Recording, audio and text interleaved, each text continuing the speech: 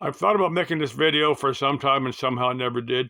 I'm asking how many of my viewers remember the day when you could walk into a Radio Shack and buy, or you could buy, they had whole stuff, TVs, radios, that type of thing.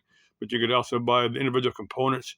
You go in there and buy the resistors, capacitors, transistors, integrated circuits that have these blister packs for a couple bucks, something like that.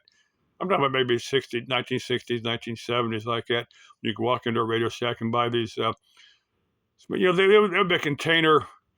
It was a blister pack with a cardboard back with a little plastic thing on there. It would stick out a couple of inches.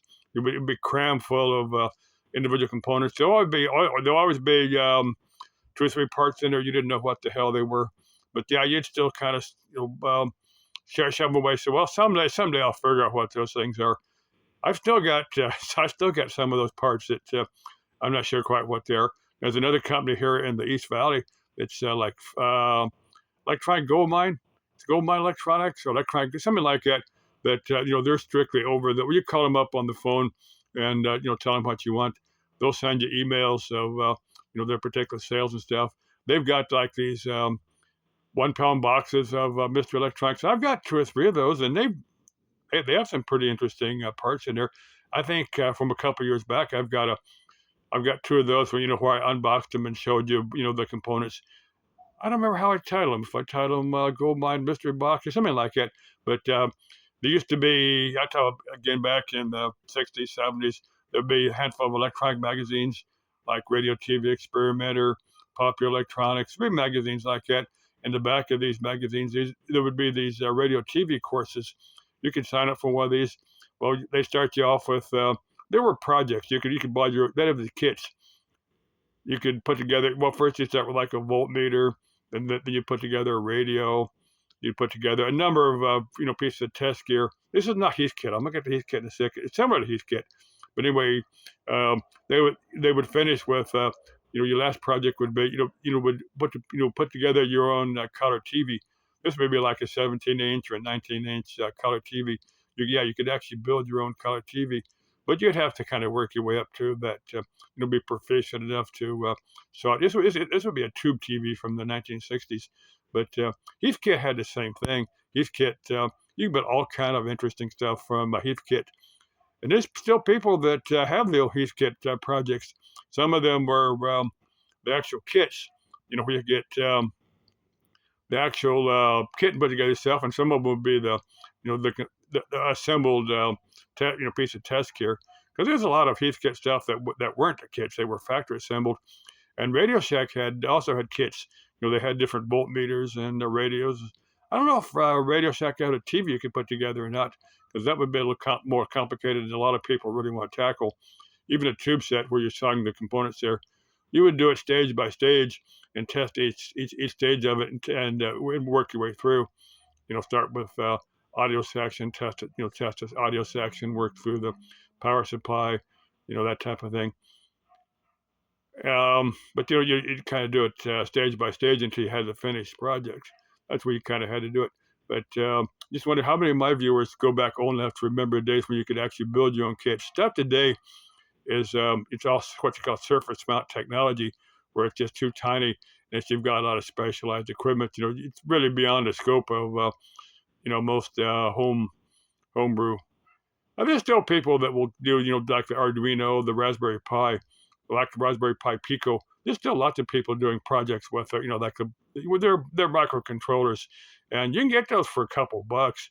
So you can build your own robot pretty cheap. And there's a lot of people.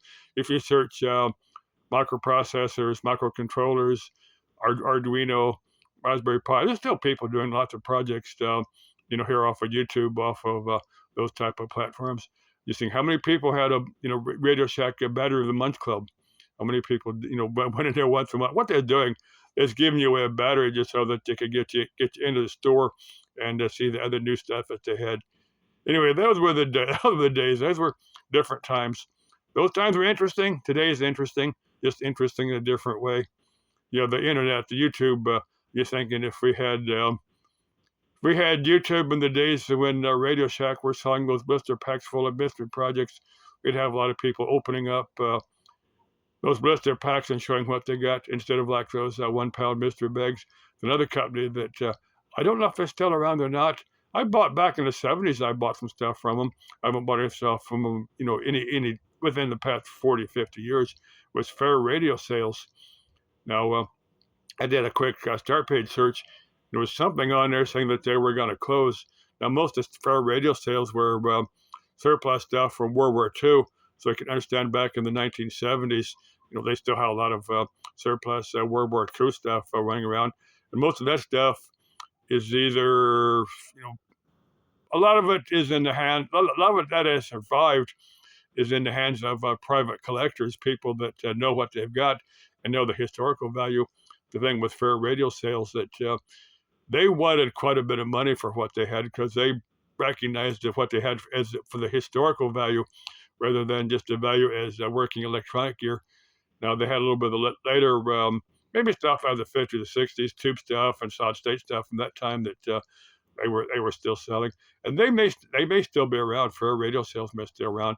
The company I bought stuff from the East Valley here in Arizona was like Goldmine Electronics Goldmine, something like that. They had a lot of new and surplus electronic stuff, and I bought several of these 1 pound mystery boxes. Those were interesting. I've got some unboxing of some of those I've showed here on YouTube from a couple years back because I haven't bought anything from there in a while, and I need to go in and give them my new email address and have them send me emails, for my current email address. Probably order something from them later. Just having that. How many of my viewers are into electronics, into either new or vintage stuff? Just curious. Bye. Or for Mr. Carlson's Lab, bye for now.